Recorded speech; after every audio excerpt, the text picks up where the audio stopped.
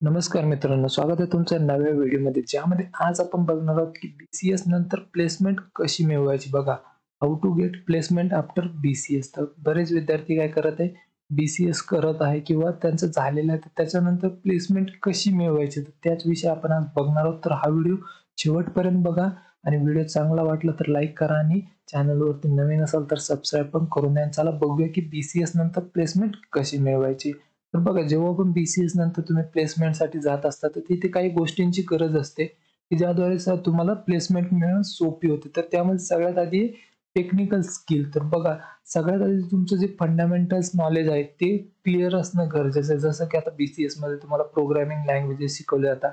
त्यामध्ये मग जावा असेल, C++ असेल, पायथन असेल किंवा वेब डेव्हलपमेंट टेक्नॉलॉजीज आहे, HTML, CSS, जावास्क्रिप्ट, याचं नॉलेज तुम्हाला चांगलं असणं गरजेचं आहे. जर तुमचं हे नॉलेज चांगलं असेल तर तुम्हाला प्लेसमेंट मिळायला थोडंसं सोपं जात असतं. त्यानंतर बघा, स्पेशलायझेशन. तर स्पेशलायझेशन पण खूप महत्त्वाचं असतं जेव्हा पण तुम्ही करत असता. जर समजा तुम्ही काही सर्टिफिकेट कोर्सेस असतं बघा, स्पेशलायझेशन मध्ये करू शकता. जसं की कोणाला वेब डेव्हलपमेंट करायचं मध्ये असतं, सायबर सिक्युरिटी मध्ये असेल किंवा जावा फुल स्टॅक असेल, अशा वेगवेगळ्या गोष्टी तुम्ही सर्टिफिकेट कोर्स करू शकता. 3 ते 4 महिन्यांचे कोर्सेस असतात. त्यामध्ये जास्ती फी पण नसते. 4 ते 5,000 मध्ये तुमचं सर्टिफिकेट कोर्स होत असतो. तर ते जर केलं तुम्ही, तर तुम्हाला जी प्लेसमेंट असते ती सहजरित्या मिळत असते. आणि त्यानंतर बघा, की तुम्हाला जेवढं शक्य होईल तेवढं अपडेट राहायचंय. म्हणजे नवीन-नवीन टेक्नॉलॉजीज आल्या, काही ट्रेंड्स आले, तर ते तुम्हाला शिकत राहायचंय. म्हणजे आता काय होतं, की जी टेक्नॉलॉजी आहे ती दिवसेंदिवस चेंज होते. नवीन IT सेक्टरमध्ये दररोज नवीन टेक्नॉलॉजी येतात. तर तुम्हाला त्याच्याविषयी माहिती असणं पण गरजेचं आहे. हे झालं टेक्निकल. त्यानंतर सॉफ्ट स्किल पण खूप मॅटर करत असतं. म्हणजे सॉफ्ट स्किल म्हणजे काय, की तुमचं जे कम्युनिकेशन आहे ते पण चांगलं असलं पाहिजे. त्यामध्ये रिटन असेल किंवा व्हर्बल कम्युनिकेशन असेल, हे चांगलं असणं गरजेचं आहे. कारण हे जेव्हा तुम्ही इंटरव्ह्यू द्यायला जाता किंवा प्रेझेंटेशन देत असता, तेव्हा खूप महत्त्वाचं ठरतं. कारण जेवढं चांगलं तुम्ही इंटरव्ह्यूमध्ये परफॉर्म करता, कम्युनिकेशन करता, तेवढी प्लेसमेंट तुमची होण्याची गॅरंटी, चान्स जो आहे तो वाढत असतो. त्यानंतर प्रॉब्लेम सॉल्व्हिंग स्किल जे असतं ते पण चांगलं असणं गरजेचं आहे. कारण IT सेक्टरमध्ये खूप महत्त्वाची स्किल आहे प्रॉब्लेम सॉल्व्हिंग. तर ही पण तुम्ही चांगलं डेव्हलप करू शकता. यासाठी इंटरनेटची सुद्धा तुम्ही मदत घेऊ शकता. आणि त्यानंतर टीमवर्कमध्ये काम करून तुम्हाला जमलं पाहिजे.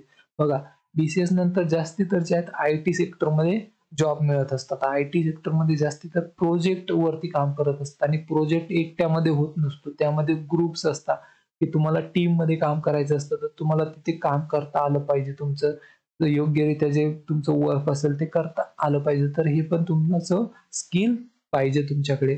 त्यानंतर बघा, प्रिपरेशन करणं खूप महत्त्वाचं. आता याच्यामध्ये काय, की तुमचा जो रिझ्यूम असेल किंवा पोर्टफोलिओ आहे, तो तुम्हाला चांगला तयार करायचा. बघा, आता पोर्टफोलिओ म्हणजे काय, की तुम्ही जे पण प्रोजेक्ट केले, सर्टिफिकेट कोर्स केले, जे पण तुमचे अचिव्हमेंट आहे किंवा जो एक्सपिरियन्स आहे, स्किल आहे, ते तुम्हाला दाखवता आलं पाहिजे. आणि ते दाखवू शकता तुम्ही पोर्टफोलिओ.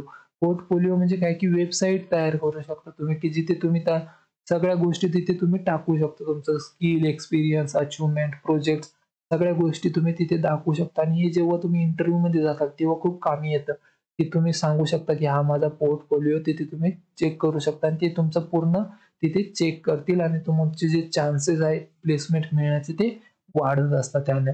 त्यानंतर बघा, ॲप्टिट्यूड टेस्ट ही एक खूप महत्त्वाची गोष्ट आहे. इंटरव्ह्यूमध्ये ॲप्टिट्यूड टेस्ट वगैरे जे आहेत ते खूप चांगल्या पद्धतीने जर तुम्ही दिल्या, तर प्लेसमेंट तुमची होऊन जात असते. तर तुम्ही याची तयारी करू शकता. याची चांगली प्रिपरेशन तुम्हाला करावी लागेल ॲप्टिट्यूड टेस्टची. याच्यासाठी तुम्ही YouTube किंवा इंटरनेटवरती याची प्रॅक्टिस करू शकता.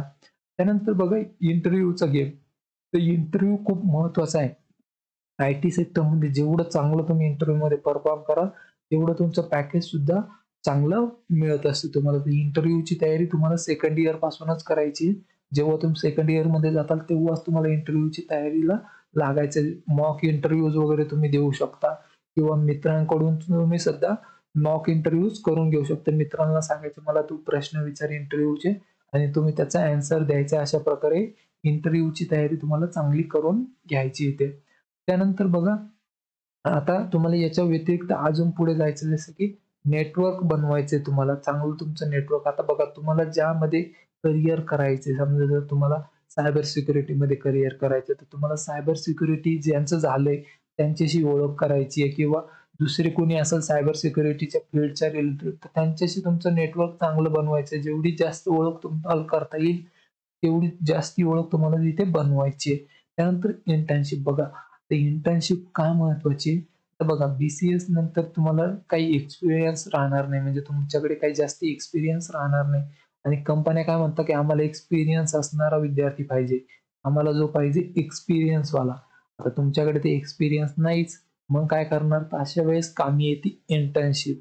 तर इंटर्नशिप काय आहे, की तुम्हाला इथे रिअल वर्ल्ड जे प्रोजेक्ट असतात त्याच्यावरती काम केलं जातं. तर कंपन्या काय म्हणतात, जर तुम्ही इंटर्नशिप केलेली असेल तर आम्ही मान्य करू. तिथे आम्हाला काही प्रॉब्लेम नाही.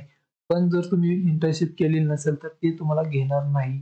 त्यांना एक्सपिरियन्स पाहिजे. तर इंटर्नशिप जर तुमच्याच्यानं होत असेल, तर तुम्ही नक्की इंटर्नशिप करा. कारण त्याच्याद्वारे तुम्हाला जे आहे एक्सपिरियन्सची गरज पडणार नाही. तिथे तुम्हाला ऑलरेडी जी कंपनी आहे तुम्हाला तिथे हायर करून घेईल आणि स्टार्ट अर्ली. बघा आता मी जसं सांगितलं, की तुम्हाला इंटरव्ह्यूची तयारी सेकंड इयरमध्येच करायची. तुम्हाला बघत बसायचं नाही, की मी आता अजून सेकंड इयरमध्ये किंवा फर्स्ट इयरमध्येच आहे ना, आतापासून इंटरव्ह्यूची तयारी का करू? तर तसं तुम्हाला करायचं नाही. तुम्हाला आधी सुरुवात करायची आहे. कारण तुमचं जे स्किल वगैरे ते डेव्हलप होण्याला थोडा टाईम लागत असतो. तर तुम्ही जे स्किल आहे त्याला आधीच तयारीला लागा इंटरव्ह्यूच्या वगैरे आणि डी-एस-ए बघा. हा डी-एस-ए जो सब्जेक्ट आहे डाटा स्ट्रक्चर अँड अल्गोरिदम तर हा सब्जेक्ट तुम्हाला एकदम परफेक्ट करायचा आहे. कारण जास्ती जर इंटरव्ह्यूचे जे क्वेश्चन आहे ते याच सब्जेक्टवर येत असतात. तर डी-एस-ए जो आहे तो एकदम परफेक्ट पद्धतीनं करा. ज्याद्वारे तुमचं जे आहे प्लेसमेंट आहे चांगली मिळून जाईल आणि बघा जर इतकं होऊन जरी तुमचं सर्टिफिकेट हे करून जर नसेल होते प्लेसमेंट नसेल मिळत तुम्हाला बी-सी-एस नंतर बघा, तर तुम्हाला काय करायचंय, तुम्हाला तुमच्या जवळच्या सिटीमध्ये जायचं एखादं चांगलं इन्स्टिट्यूट निवडायचंय आणि तिथे जाऊन तुम्हाला सर्टिफिकेट कोर्स करायचा आहे. 6 महिन्यांचा सर्टिफिकेट कोर्स असतो. तो करायचा आहे. मग तो जावामध्ये असेल, फुल स्टॅकमध्ये असेल, सायबर सिक्युरिटीमध्ये असेल. तुमच्या आवडीनुसार तुम्ही तो निवडा आणि त्यांना काय सांगायचं, की मी सर्टिफिकेट कोर्स करतो तुमची ते आणि मला कंपन्यांच्या इंटरव्ह्यूमध्ये बसवा. तर ते इन्स्टिट्यूटवाले काय करतात, तुम्हाला शिकवता, तुमचा कोर्स कंप्लीट करता आणि कोर्स झाल्याच्या नंतर तुमच्याकडे कंपन्यांना आणता, इंटरव्ह्यूमध्ये तुम्हाला बसवता आणि त्या कंपन्या काय करतात, इंटरव्ह्यूमध्ये जर तुम्ही चांगलं परफॉर्म केलं तर तुम्हाला तिथेच जॉब मिळून जातो. म्हणजे क्लासवाल्यांतर्फेच तुम्हाला जे आहे तर्फेच प्रोव्हाईड केला जातो पूर्ण जे प्लेसमेंट असेल तर ते तुम्हाला तिथे प्लेसमेंट 100% मिळून जाईल. तर हा शेवटचा पर्याय आहे.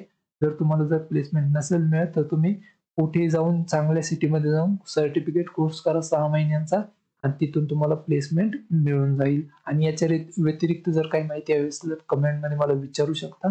तिथे तुम्हाला नेहमी रिप्लाय करत असतो.